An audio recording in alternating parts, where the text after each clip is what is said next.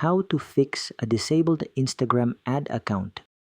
A disabled Instagram ad account is usually due to violations of Meta's advertising policies, suspicious activity, or unauthorized access. Start by reviewing Meta's advertising policies to understand what may have caused the issue.